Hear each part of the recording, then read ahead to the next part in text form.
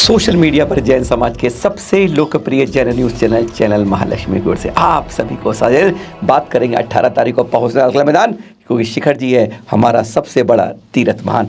पर आज एक और बात करेंगे आपके साथ। मथुरा 84 में अरिहम योग के जो निर्माण चल रहा था उसको कह दिया गया अवैध निर्माण और काम हो गया रुक गया है। पर अब इससे पहले जरूरी बात जो आपको शीर्षक पढ़ रहे थे आप, आचार्य श्री विहार के बाद कहाँ चल रहे हैं, अपनी जन्मस्थली सदलखा जाएंगे या बैक शिरपुर आएंगे। केवल ध्यान रखिएगा अनियत विहारी हैं, कब कहाँ चल दे, कब उठ जाए, कब रुक जाए पता नहीं चलता। केवल ये अटकल लगाई जा रही है चैनल महालक्ष्मी की ओर से।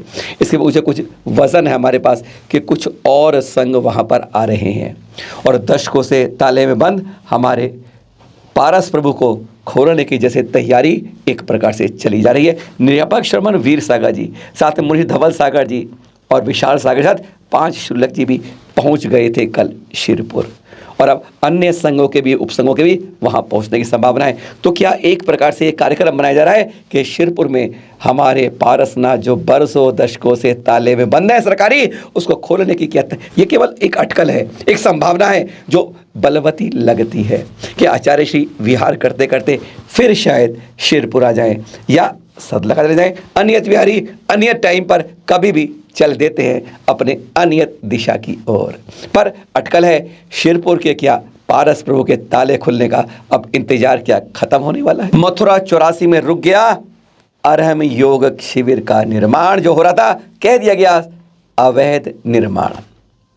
मथुरा वृंदावन विकास प्राधिकरण समझ लीजिए आप, उस जो उसने थाना हाईवे के अंतर्गत वाले हमारे जम्बू स्वामी मंदिर कहते हैं। मथुरा 84 का दिगंबर मंदिर बिल्कुल हाईवे पड़ता है, 6000 वर्ग मीटर एरिया के अंदर है। इसमें से कुछ वर्ष पहले मुनि श्री प्रणब सागर जी आए थे, जब इधर से आ रहे थे दिल्ली की ओर, तब यहाँ पर समाज से कहा था, क्योंकि अध्यक्ष जो हैं उन्होंने 500 वर्ग मीटर में अरहम योग सेंटर के लिए जगह दे दी।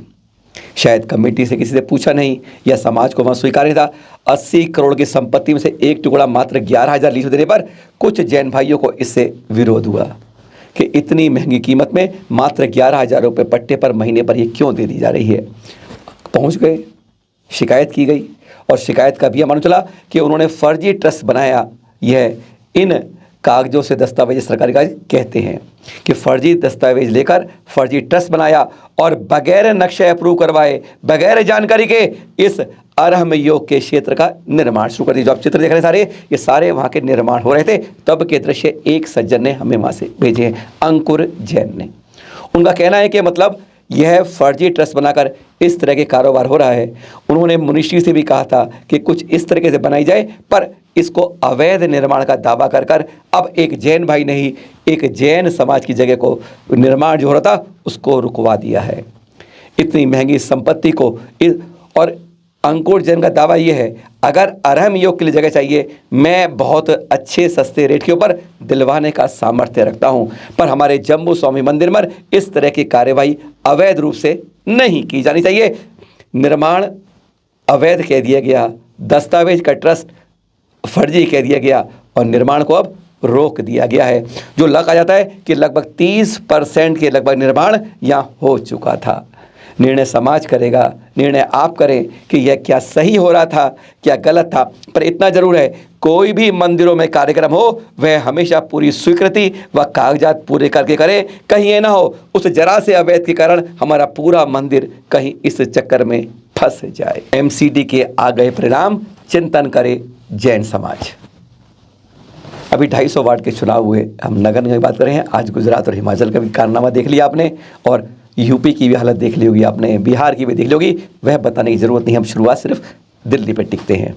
इन 250 सीटों में 3 बड़ी पार्टियों में से केवल 8 टिकट जैन समाज को मिली। भाजपा ने 1 दे दी, मदन लाल जी खुरानी लड़के ने कहा था 1 मिल गई, एहसान कर रहे हैं आपके ऊपर, इतना ही काफ़ी है, अपने वोट देख लो। आपने 5 टिकट दी और कांग्रेस ने 2 जगह टिकट दी। 8 टिकट थी, हम शोर मचाते रहे हमें क्यों कम मिल रही है, क्यों कम मिल रही है। अब परिणाम आ गया, हमारा लेखा जोखा सामने आ गया।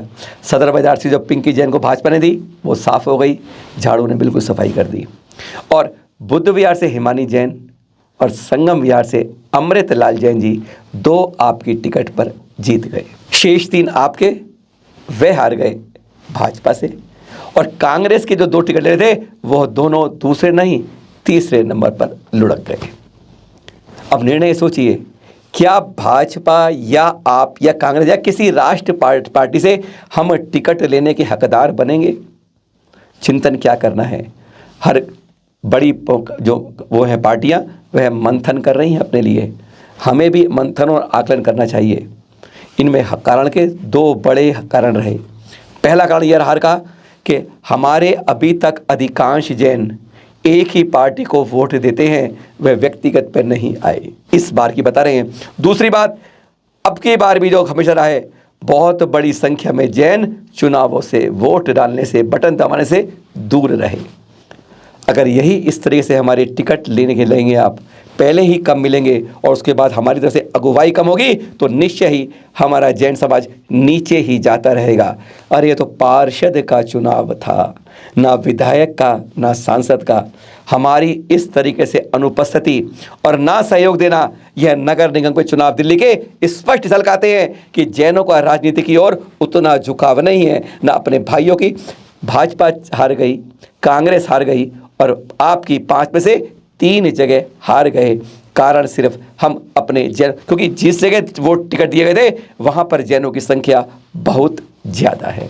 चिंतन कर लीजिए कि हमें अपने राजनीति में अगर पहुंच बनानी है तो कहीं ना कहीं इकट्ठा होकर, एक होकर हमें लड़ना होगा, तभी जीतना होगा। दूसरों का भी जीतना होगा, कुछ काम करना होगा, समाज में अपना नाम करेंगे, तभी जाके आगे टिकट लेकर जीत पाएंगे। फिर मिलेंगे आपके साथ, कल करेंगे बंदा जी की बात।